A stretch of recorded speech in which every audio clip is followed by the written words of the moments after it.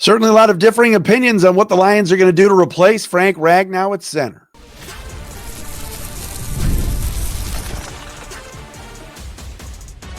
You are Locked On Lions, your daily Detroit Lions podcast. Part of the Locked On Podcast Network, your team every day. Oh, we got ourselves a Wednesday edition, everybody, of Locked On Lions right here on the Locked On Podcast Network, your team every day. Matt Derry with you on this, say, Wednesday, June 25th into Thursday, June 26th. Thanks for making us your first listen, everybody. Checking us out wherever you get your podcasts. Thank you to all of you that subscribe and like the podcast and watch the podcast daily on our Locked On Lions YouTube channel. Shouts to our everyday listeners that are out there, the everydayers. Some of you chiming in on social media, some of you calling in as our call of the day on our SpeakPipe voicemail system. You want to be our call of the day? We're going to play one of those today. We've got another international caller, but go to www.speakpipe.com/Derry, D-E-R-Y podcast page, speakpipe.com/Derry podcast page, and you too can be our call of the day. A lot to get into today, replacing Frank Ragnow. Defensive line rankings coming out from Pro Football Focus. Did the Lions crack the top 10? Did the Lions crack the top 5? We will tell you coming up momentarily. Quintez Cephus is in the news. I haven't heard that name in years. I didn't realize he was still trying to get play in the NFL. We will tell you why Quintez Cephus is in the news and also get you our call of the day as well. Got to send some love to my family, to my friends, everyday listeners. You heard her last week on Call of the Day. Michelle Choice, her husband Josh. Michelle and Josh are now the parents of Cade Adam Choice, 8 pounds, 8 ounces. Their second child to go along with their beautiful daughter Lena. Congratulations to the Choice family on the birth of their son, Cade. Motorcade Part 2.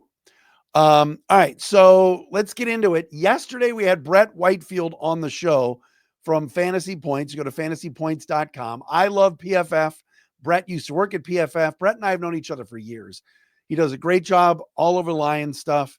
He's got good insight on the Lions. Fantasypoints.com. Tons of analytics and numbers. And we had Brett on the show yesterday. And first things first, I'll set up the video and audio clip first. But we got into a discussion certainly about the offensive line and what Brett thinks the Lions are going to do in replacing everything center Frank Ragnow, who is just a phenomenal talent, as we know. And we've talked a lot about it over the last few weeks. This is going to be a monster loss for this offense. Offense that's already lost the maestro, the choreographer of the offense, Ben Johnson. Now, you still win with talent. Still got to have players. Still got to have linemen up front to block for that quarterback. You still got to have linemen up front to block for that running back. You still have to have a scheme, yes, but you need receivers. You need tight ends, and you need good chemistry, and you need that quarterback or that Q, as my buddy Rob Rubick, the former Lion, used to always say. The Q. Jared Goff is that guy, Pro Bowler last year, and we know a top 5 MVP candidate last year, an MVP finalist in Detroit. But here's what Brett Whitefield said yesterday on the show in regards to the Lions losing Frank Ragnow. Check it out, watch and listen.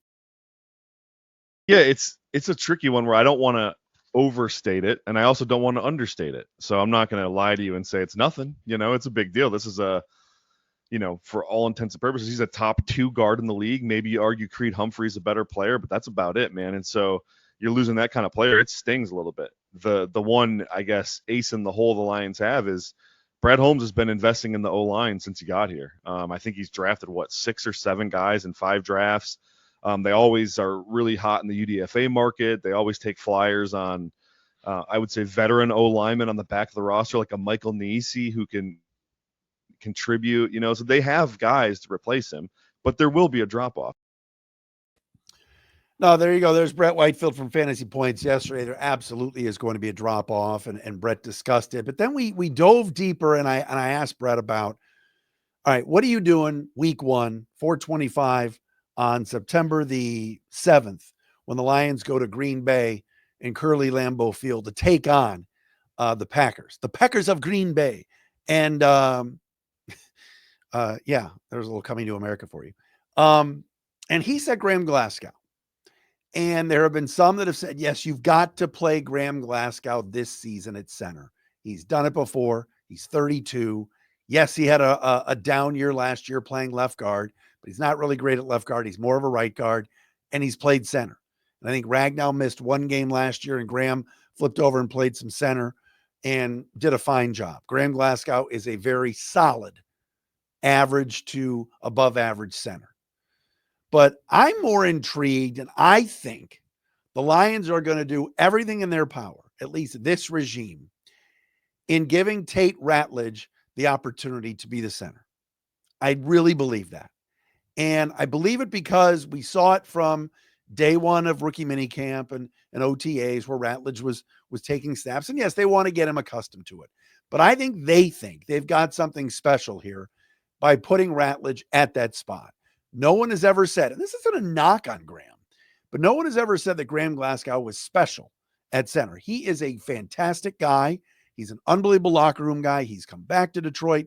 He lives here 365 days out of the year. He's committed to this town. But I think that this franchise feels like Ratledge is going to be that guy. And it's kind of funny because when Ragnow got into the league, if you remember it, he was a center at Arkansas, and he was a damn good one.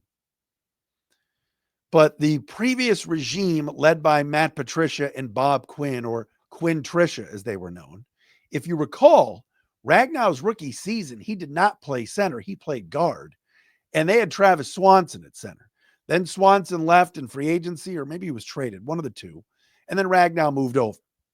But that organization, that regime, that group, had themselves a damn good center from college, a guy that was all SEC and a mauler.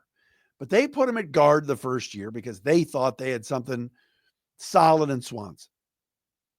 And this new regime, led by Brad Holmes and Dan Campbell, could do the same thing.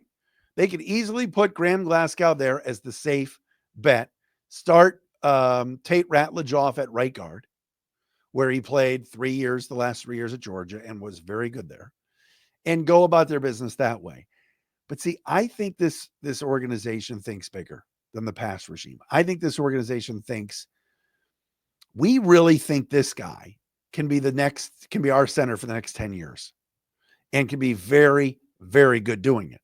Now, again, you're putting a rookie in a spot that is a massive, massive, important spot in that offensive line. You're snapping the football for the first time in your life, basically, at the NFL level. And a lot of organizations would say, we're not going to take that risk. We're not going to throw a rookie in there at center that's never played the position before and risk a fumbled snap or anything that could happen because of the inexperience. But I think they're working with him. And I truly believe that on September 7th in Green Bay, he's going to be the center. I get Brett's argument about it. You don't want to rush this kid. You don't want to scare this kid. You don't want to do anything to mess up the apple cart here. Put the safe bet in Glasgow in there. He's done it before. Jared Goff has faith in him. Play Ratledge at guard. But again, Graham Glasgow's on the last year of his contract going into this year. There's no guarantees he's going to be the center for the next many years. They want to I think they think Ratledge is going to be really, really good. And I also think that they are high on Giovanni Manu. They are high on Christian Mahogany. They're high on Miles Frazier. And they like all of these guys. But only two can play guard. All right? Taylor Decker is going to be your left tackle, it seems, for a while. Penei Sewell, we know, is going to be your right tackle for the next 10 years. But they've got some options. And I'm going to be very, very intrigued come July 19th or July 20th, but they report July 19th, but July 20th, when this team all reports how it starts from day one and who's taking those snaps at center. They're going for it. Yes. They want to win. Yes. But I think they believe that Ratledge is going to be really, really good. And I love Brett's argument yesterday on the show, and go back and watch it or listen to it, where he said Graham Glasgow is a known commodity. You're going to throw a rookie out there? I think they might just do it. And they also have a one heck of an offensive line coach in Hank Fraley that I think will work with this young man and make him really, really good. So we'll wait and see on that. All right, coming up next, do the Lions crack the top 5 or even top 10 or top 5 at Pro Football Focus for defensive line rankings as a group, as a unit? No, not G unit, D line unit. We will discuss coming up next. Ladies and gentlemen, we have ourselves a brand new sponsor here on Locked On Lions. It is Rugiet. Guys, you've probably heard of Viagra or Cialis. Maybe you've even tried them. But if you're looking for something beyond the usual pill, it's time to meet Rugiet Ready. All right. Rugiet Ready is a next-gen prescription treatment designed to amplify arousal in the brain and boost blood flow. Unlike the usual pills that can take hours, Rugiet's 3-in-1 formula dissolves under your tongue and kicks in fast, on average, in 15 minutes. Effects can last up to 36 hours, so you can stay confident and in control when the moment is right. If traditional options have not worked for you, Rugiet might be the answer. Over 150,000 men have already made the switch. All right. It's also completely online. So Rugiet connects you with a board-certified doctor and ships your treatment discreetly to your door. Head to Rugiet.com/LockedOnNFL and use code LockedOnNFL to get 15% off today. That's Rugiet.com/LockedOnNFL. RUGIET.com/LockedOnNFL. Use promo code LockedOnNFL for 15% off. Individual results may vary with prescription treatment. Compounded drugs are permitted to be prescribed under federal law, but are not FDA approved and do not undergo FDA safety, effectiveness, or manufacturing review. Please visit the Rugiet website for full safety information.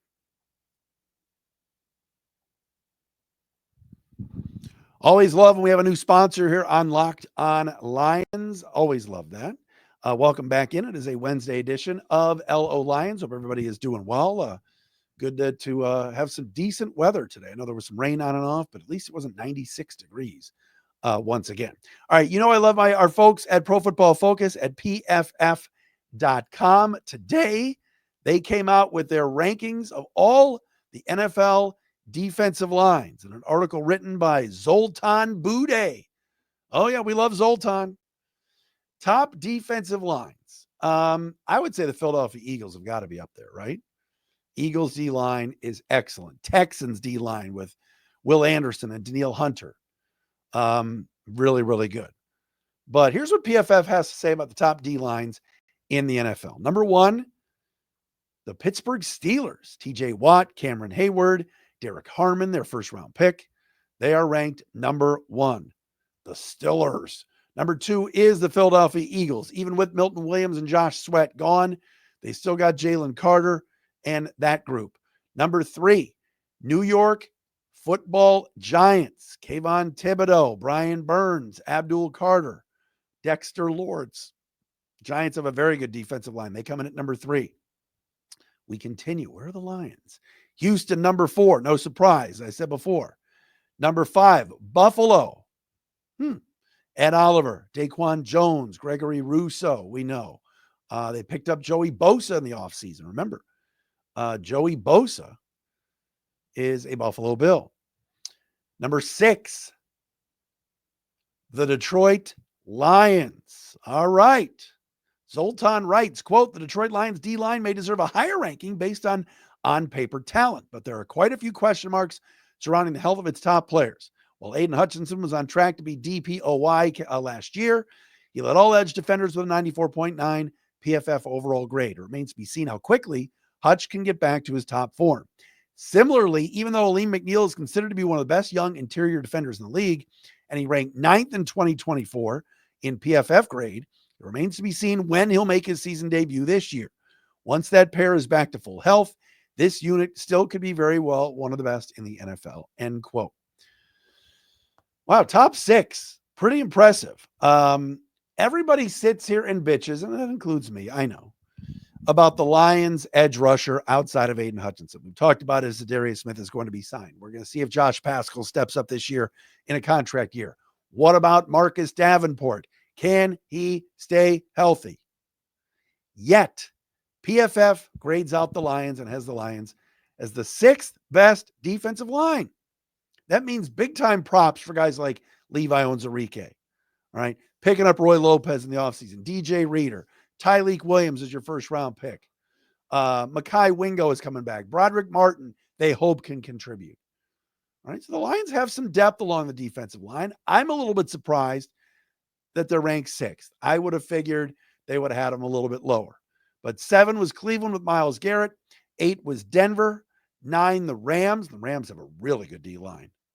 Braden Fisk, Jared Verse, Poona Ford is there now. And number 10, the Baltimore Ravens. Those are your top 10 defensive lines. Worst D-line in the league, New Orleans Saints at 32. And Washington, 31. Wow. All right, so the Lions come in at number 6. That's pretty sweet. Those are some good D-lines they're up there with. Pittsburgh, Philly, the Giants, the Texans, the Bills, and the Lions. For all the hand-wringing we're doing about edge rusher outside of Hutch, still have a top 6 defensive line. And the more I watch the film on Tyleik Williams, the Lions' first-round pick, this dude just has some sort of motor. He is just always playing hard, great instincts. I'm going to love watching him play. And hopefully Lee McNeil is back, November 1st, maybe. The Vikings game, November 2nd, after the bye. That would be great. And again, if Davenport can stay healthy, we're talking about a really, really good group. And Zadarius Smith, many people feel is going to be on the team, but it's not official as of yet. So we will wait and see.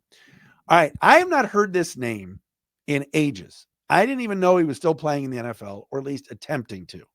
But today it came out that former Lions wide receiver and a guy that the fans loved when he was here, Quintez Cephus, was placed on waivers today by the Los Angeles Rams. If you remember, Cephus was a 5th-round pick of Bob Quinn's back in 2020.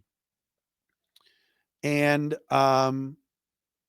he had a really decent rookie year. He caught 20 passes for 350 yards, 2 touchdowns, and was there when the Lions had Matt Patricia, Bob Quinn, and that group. The next 2 years, injured a lot. All right. Lost for the year. And then the Lions released him after the 2022 season. Since then, again, so Cephus has not played in 3 years. He's been on 3 other teams. He's been signed by some other teams, including the Houston Texans, and then was inked by the Rams, but the Rams have waived Quintez Cephus. Good old number 87. And this might be the end of the road for Cephus, the 6'1", 208-pound wide receiver. When they drafted him out of Wisconsin, it was like, all right, it's a 5th-round pick, take a flyer on him. And he was really good his first year. Really, really good. And I just had no idea that he was still around and still trying to make it. It's amazing how many of these guys stick around and come back from injury and attempt to make a comeback. Do I think Quintez Cephus would come back to Detroit? No, I don't. He just, his last year here in 2022, he really struggled to get open, run good, crisp routes. He was never a speed guy. He was a decent player on a bad team 5 years ago. But I saw that today and I'm like, wait a minute. I had no idea that he was still in the NFL and still trying to latch on. But in 2020, when the Lions were absolutely horrible and it was the end of the Patricia era, he was one of the lone bright spots. So you got to wish a guy like that well. We wish Quintez Cephus all the best. And if he can latch on somewhere, great. But he was a June 25th cut today by the LA Rams, who are looking for more receivers, by the way. But, of course, after losing Cooper Kupp, I know they've brought in some others, but including Devontae Adams. But Quintez Cephus, always good dude. And now looking for a new home. But man, that's a name for blast from the past. Maybe Quintez Cephus and the TK85, Tom Kennedy, can hang out. Where's Eddie Drummond when you need him, right? Where's Kez McCorvey, Miles Masick? Let's just start naming random old Lions wide receivers that were decent and not great. You know, we could do that all day. All right, coming up next, it is time for Call of the Day. We've not done a Call of the Day in a little bit. Let's get a fresh one in the mix, and we're going to go overseas once again for our Call of the Day. That is coming up next on a Wednesday, Locked on Lions.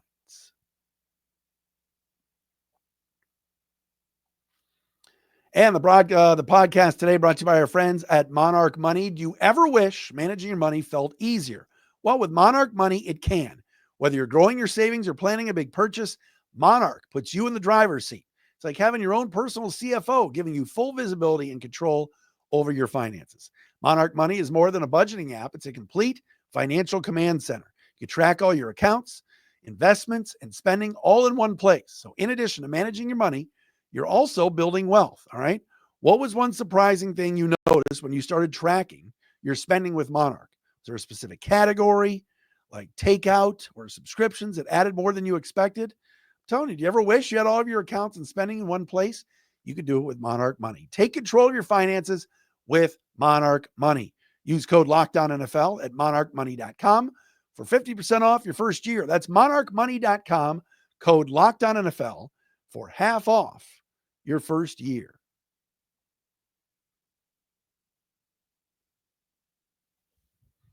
All right, folks, it's been a little bit of a while, but let's get in and listen to one of our listeners, shall we? It is time for Call of the Day.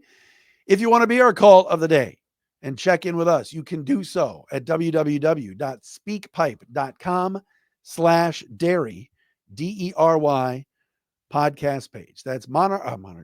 That's speakpipe.com/Derry podcast page. Today, we're going overseas, baby. One of our everydayers is actually in the beautiful country of Japan. Hey, Matt. Lewis calling from Tokyo, Japan. I live in New York, but even though I'm traveling, we're still locked into Locked On Lions. Love everything you do with the podcast.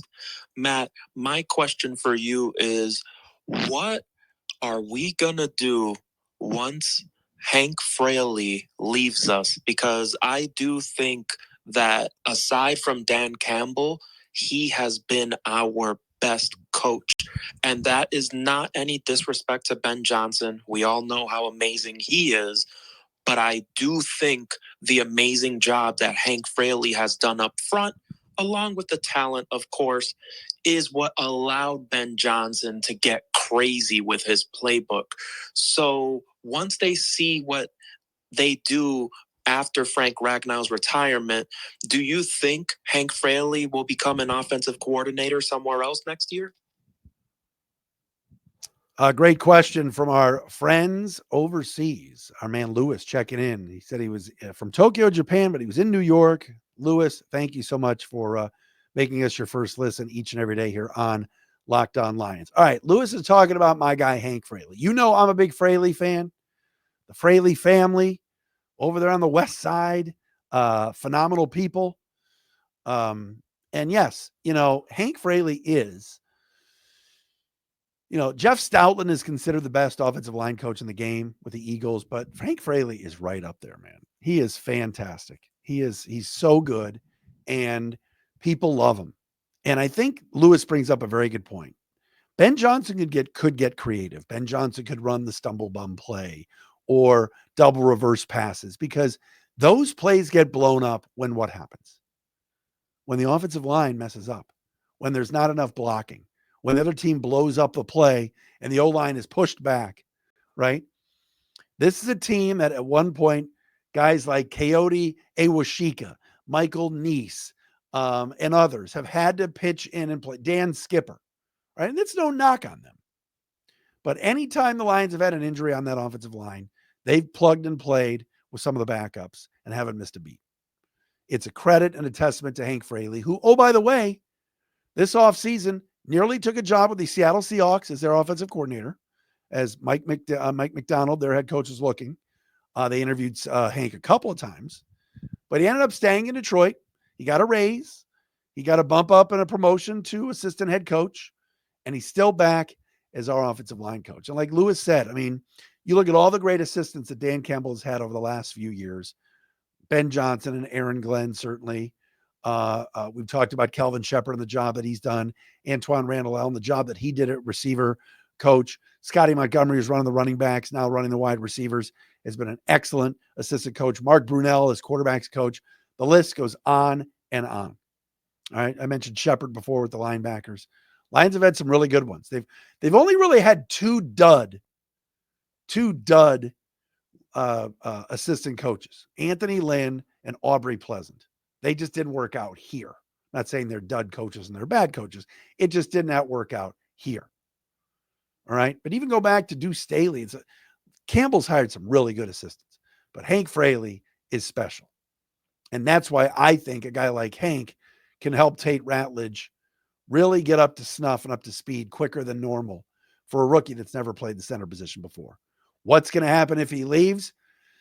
I think now with this bump up and becoming assistant head coach, maybe Hank Fraley waits and doesn't want to become an offensive coordinator. And maybe that next move is going right from the O-line coach to the head coach. And I know some people balk at that and say, that'll never happen. What are you talking about? John Harbaugh was a special teams coach, became a head coach. Bill Cowher was a special teams coach, became a head coach. It is possible. Just because you're an O-line coach doesn't mean you have to then go become an offensive coordinator and then a head coach. Remember, Russ Grimm for years was doing head coaching interviews, and he was an offensive line coach. It'll happen for Fraley, but I think he stays at least the next couple of years. I think this past offseason, him getting that raise and becoming assistant head coach, I think keeps him here a little bit longer.